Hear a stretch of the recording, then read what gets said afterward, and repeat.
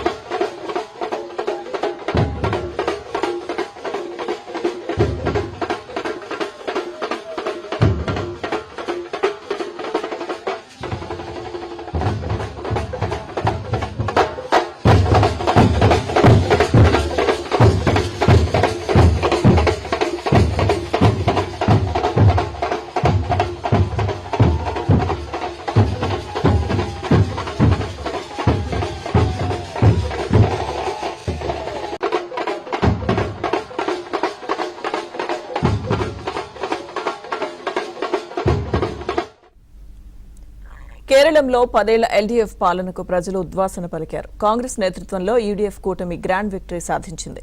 100 స్థానాల్లో యూడీఎఫ్ కూటమి అభ్యర్థులు ముందంజలో ఉన్నారు.